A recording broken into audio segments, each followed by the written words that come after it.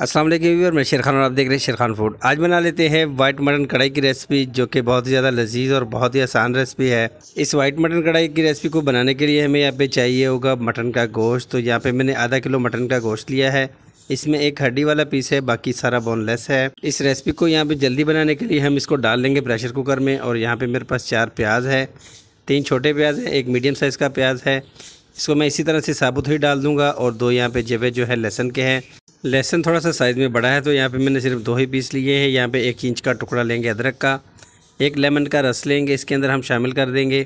नमक यहाँ पे हम 1 टीस्पून शामिल करेंगे, या आप अपने जायके के मुताबिक ले सकते हैं।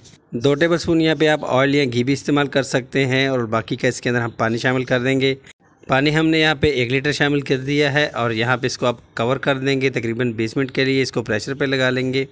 तो 20 मिनट यहाँ पे हो चुके हैं और गोश्त हमारा अच्छे से पक गया है।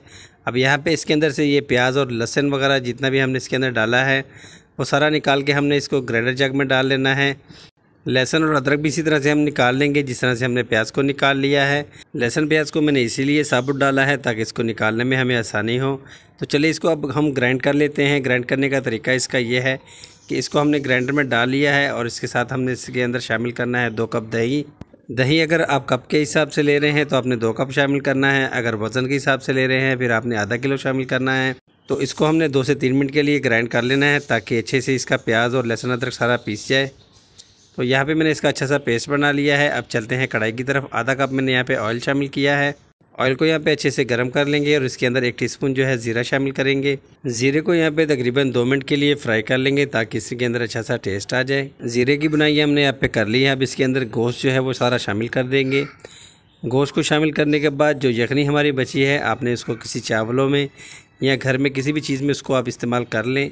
इस कढ़ाई के अंदर यखनी का इस्तेमाल नहीं होता, आपने जस्ट इसके अंदर यह गोश्त ही डालना है। 2 से 3 मिनट के लिए गोश्त की हमने यहाँ पे बुनाई कर लेनी है। और जो पेस्ट हमने बनाया है वो सारे का सारा इसके अंदर ऐड कर देंगे। और जग के अंदर थोड़ा सा पानी डाल के वो भी इसके अंदर शामिल कर देंगे।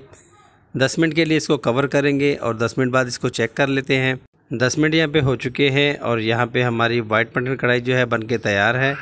एक दफ़ा इसको हम चमचा चला लेंगे और यहाँ पे सिर्फ एक चीज़ इसके अंदर ऐड करेंगे। इस वाइट कढ़ाई के अंदर ज़्यादा मसाले नहीं जाते, तो बस हम इसके अंदर थोड़ा सा यहाँ पे काली मिर्च जो है कुटी हुई इसके अंदर शामिल कर देंगे। 2 से 3 मिनट मज़ीद देंगे इसको और हमारी रेसिपी बन के बिल्कुल तैयार है।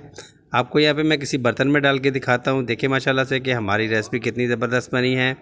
तो देखिए हमने इसको कितनी आसानी से इस रेसिपी को बना लिया है। तो आपने भी इसको बना के हमें ज़रूर बताना है।